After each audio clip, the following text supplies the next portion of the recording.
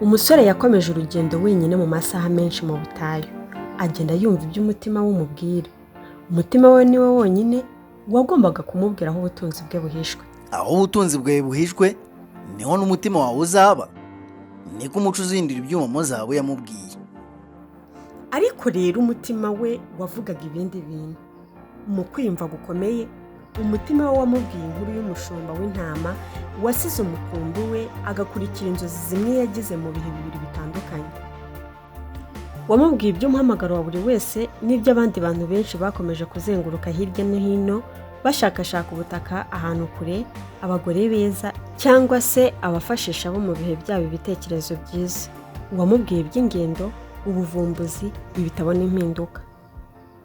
Ubwo rero yendaga kuzamuka kandi gasozi, umutima we waramwongoreye. Uti ubere maso, agace kagiye kukuzanira amarira. Aho niho ndi kandi aho niho n'ubutunzi bwawe buri. Umusore yazamutse ku gasozi gahoro gahoro, ukwezi kuzuye uruziga kongera kugaragara mu kirere. Ubwo kandi ukwezi kwari kuzuye kuva igihe yaviriye ku kagezi ko mu butayu. Uko kwezi kandi kwazanye igicucu cy'ako gasozi yazamukaga, birema ishusho imeze nk'iyinyanja. Byamwibukije umunsi ubw'indogobe ye yavugirije mu butayu, kandi ngo yari yaramenyereye umuco uzindira ibyuma mo zahabu. None ngo ukwezi kwaguye ku ituze ry'ubutayu no ku muntu urimo gushaka ubutunzi bwe. Ubwo yari ageze hejuru kuri ako gasozi, umutima we warateye. Aho umurikiwe n'urumuri rw'ukwezi n'umucyo w'ubutayu, abona ubudasa n'ubukaka bwa piramide. Umusore yarapfukamye ararira. Yashimye Imana ko yatumye yizerera mu muhamagaro we no kumuyobora kubonana n'umwami, umucuruzi, umwongereza n'umucuzi uhindura ibyuma mo zahabu. Ariko hejuru y'ibyo byose, kuba yaramuhuje n'umukobwa wo mu butayu, ari nawe wamubwiye ko urukundo rutabuza umuntu gukurikira umuhamagaro we. Iyo abishaka, yari guhita akata agasubira kuri Oasis no ku mukunzi we Fatima, akabaho ubuzima buciriritse nk'ubw'umushumba w'intama. Nyuma y'ibyo byose, umucuzi uhindura ibyuma mo zahabu yakomeje kuba mu butayu. Nubwo yumva neza ururimi rw'isi, akaba anazi uko yahindura ibyuma mo zahabu, ntabwo rwose yigeze ashaka kugira uwo yereka ubuhanga bwe. Umusore yibwiye ko inzira yo kugera ku muhamagaro we yamushoboje kwiga ibyo yari akeneye kwiga byose, kandi ko yaciye muri byinshi buruta ibyo yaba yarigeze kurota. Ariko noneho hano ari ku gasongero ko kuvumbura ubutunzi bwe. Nibwo yibutsaga ko nta mushinga urangira keretse gusa intego zawo zigezweho. Umusore yarebye ku musenyi wari umukikije, abona ko aho amarira ye yaguye hari agasimba kitwa ihuma kari kuhazenguruka. Mu bihe yari yaragiriye mu butayu, yize ko ako gasimba ari ikimenyetso cy'Imana. Ati ikindi kimenyetso. Umusore yatangiye guhinga kuri ako gasozi.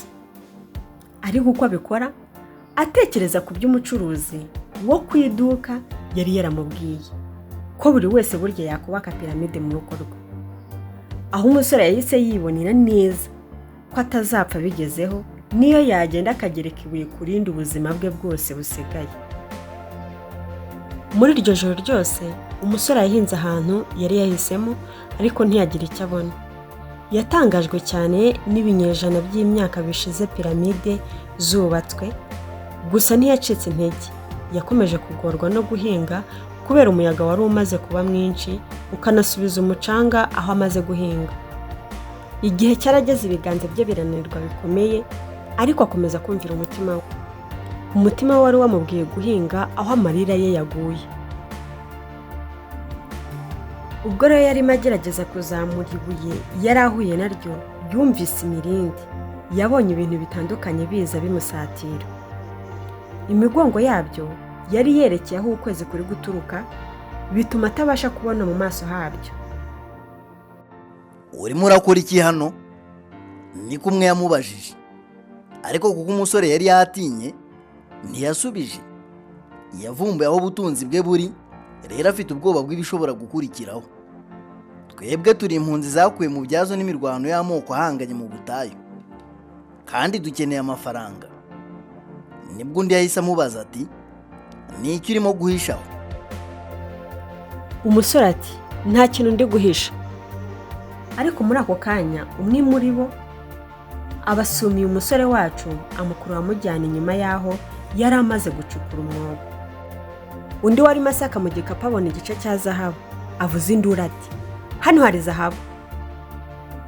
Nibwo urumuri rw'izuba rwamurikaga mu maso y'uwamusumiye, umusore wacu abasha kubona mu maso maze abona urupfu mu maso ye. Wenda yabonye zahabu nyinshi ayisha mu musenyi. Bahise bategeka umusore gukomeza guhinga ariko ntiyagire icyo abona. Ubwo izuba ryari rirashe, abagabo batangiye gukubita umusore. Baramukubise baranamukomeretsa atangira kuva amaraso, imyenda ye irahindana. Nibwo yatangiye kumva agiye gupfa. Ni iki amafaranga yakumarira ugiye gupfa? Ntabwo bisanzwe ko amafaranga yarengera ubuzima bw'umuntu, niko umucuzi yigeze kumubwira. Kera kabaye umusore yaratuye aravuga ati ndimo ndahinga nshaka ubutunzi. Nyamara nubwo yarimo ava amaraso mu kanwa yanatutubikanye cyane, umusore yabwiye abagizi ba nabi ko mu nshuro ebyiri zitandukanye yarose ubutunzi bwishwe iruhande rwa piramide zo mu Misiri. Umugabo wagaragaraga nk'aho ari uyoboye ako gatsiko avugana na buri wese muri bo ati nimumureke nta yindi afite, wasanga hari aho yibye zahabu. Umusore yahise yikubita hasi asa n'utaye ubwenge. Umuyobozi amutera umugera ati turakuretse wa murezi we. Gusa nanone mbere yo kugenda yaragarutse aramubwira ati ntabwo uri bupfe, urakomeza kubaho kandi uraza kwiga ko umuntu adakwiriye kuba ikigoryi kuri uru rwego. Ati mu myaka 2 ishize aha nyine duhagaze nahagiriye inzozi nanjye. Narose ko ngomba kugenda mu gihuru muri Espagne nkareba ahantu hari kiliziya ishaje aho abashumba n'intama zabo baryama. Mu nzozi nabonye agahuru kare karameze muri iyo kiliziya, maze mbwirwa ko ndamutse mpinze ako gahuru nkagera hasi cyane nahasanga ubutunzi buhishwe. Ariko sindi ikigoryi cyo kwambuka ubutayu bwose kubera bene izo nzozi. Akivuga ibyo bahise bikubura baragenda. Umusore yabyutse babaye arongera areba kuri piramide. Yabonaga ziri kumuseka, nawe araseka cyane. Umutima we wuzura ibyishimo kuko ubu noneho azi neza aho ubutunzi bwe buri. Sinjye wahera.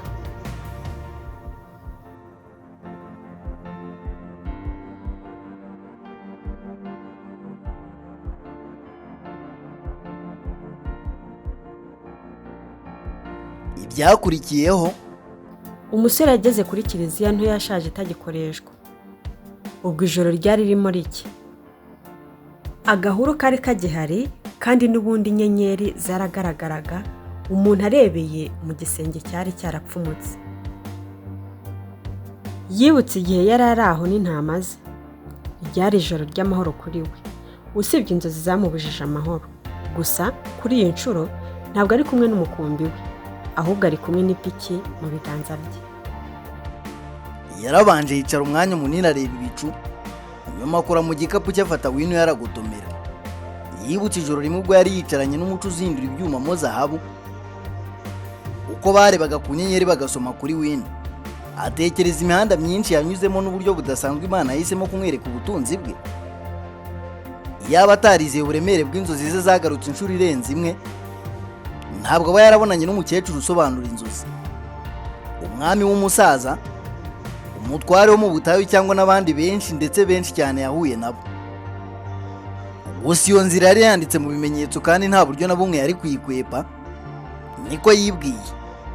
Yarasinziriye, aho abyukiye izuba naryo ryari ryabaye ryinshi cyane. Yatangiye guhinga ku rufatiro rw'uruhimbi muri iyo kiliziya. We mupfumu wa kera, niko umusore yasakuje areba ku bicu. Uzi neza inkuru yose. Wanansigiye igice cya zahabu kuri kiliziya kugira ngo nzagaruke hano. Umudiyakoni yaransetse abonye ngarutse n'ihebye. Ntabwo koko wari ukwiriye kunyiza ibyo bizazana. Oya, nijwe yumvise rizanywe n'umuyaga. Iyo mbikubwira ntabwo wari kubasha kubona piramide. Wabonye atari nziza se? Umuhungu yaraturitse araseka, hanyuma yikomereza guhinga. mu gihe kingana nk'igice cy'isaha cyakurikiyeho Ibike yakubise ikintu gikomeye cyane. Mu isaha yindi yakurikiyeho yari afite igifurumba cy'ibiceri bya Espagne bikozwe muri zahabu. Aho kandi hari n'ayandi mabuye y'agaciro, ibishushanyo bya zahabu bipfukishijwe amababa n'ibibumbano by'amabuye byambitswe ibikomo. Wari umutungo w'igihugu wa kera cyane wibagiranye, n'abigaruriye aho bananirwa kubibwira abana babo. Umusore yafashe Urimu na Turimu mu gikapu cye, yari yarakoresheje ayo mabuye rimwe risa. Mu gitondo kimwe ubwo yisanze mu isoko ari wenyine, ubuzima bwe n'inzira ye bwamuhaye buri gihe ibimenyetso. Yashyize Urimu na Turimu mu gituza cye, nayo yari igice cy'ubutunzi bwe bushya, kuko byari urwibutso rw'umusaza w'umwami uwo adashobora kuzongera kubona na rimwe. Ni ukuri kudakuka, kuko ubuzima bugirira neza abo bose bakurikirana umuhamagaro wabo. Niko umusore yatekereje. Nanone ahita yibuka ko agomba gusubira muri Tarifa guha umukecuru kimwe mu icumi cy'ubutunzi bwe nk'uko yabimusezeranije. Bene abo basobanuzi b'inzozi ni abantu basobanutse? Niko yatekereje. Wenda wasanga ari uko baba baratembereye cyane. Umuyaga watangiye guhuha nanone. Ni wa wundi bita Levanta, ukaba ari umuyaga uturuka muri Afurika. Kuri iyi nshuro ntabwo uzanye impumuro yo mu butayu cyangwa ubwabo bw'ibitero bw'Abamori, ahubwo kuri iyi nshuro uzanye impumuro y'amavuta meza yamenye mu buzima bwe akanayakoraho. Uzanye kandi ikibizu giturutse kure cyane, kikaza gahoro gahoro kugeza kimugeze ku itama. Umusore yarasetse, araseka ndetse cyane, arongera araseka. N'ubwa mbere yari abikoze. Ndimo ndaza Fatima wanjye we, niko yavuze.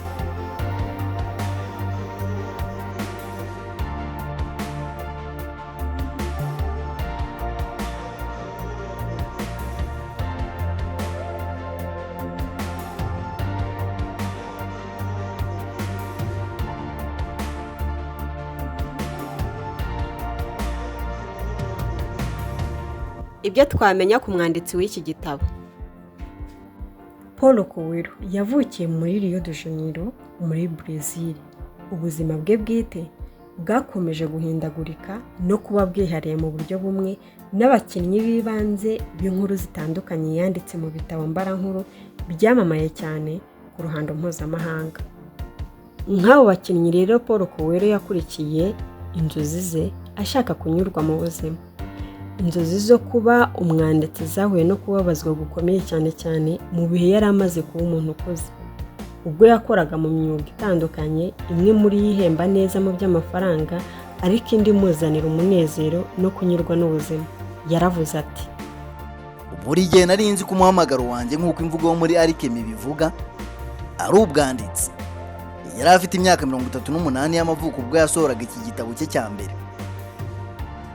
Mu mwaka w'1970 ubwo yari afashe icyemezo ndakuka ko kwiga amategeko atari ibintu bye, yatangiye kuzenguruka isi. Yazengurutse ibice bya Amerika y'Epfo, Afurika ya Ruguru, Mexico n'Uburayi. Ubwo yari agarutse muri Brazil nyuma y'imyaka 2, yatangiye umwuga ukomeye wo kuba umwanditsi w'indirimbo. Mu mwaka w'1974 yarafunzwe by'igihe gito n'ubutegetsi bw'igitugu bwa gisirikare bwari buyoboye Brazil.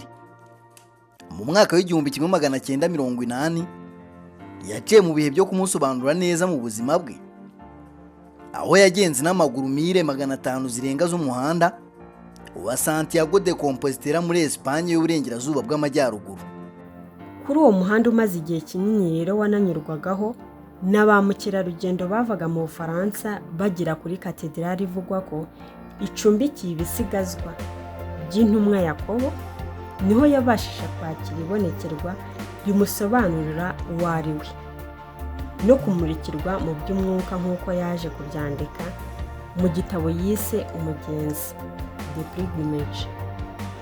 Paulo Coelho igihe kimwe yarageze ati, gukurikirana inzozi zawe ni nko kwiga ururimi rw'amahanga. Uzagenda ukora amakosa menshi, ariko rero uzagerayo amaherezo.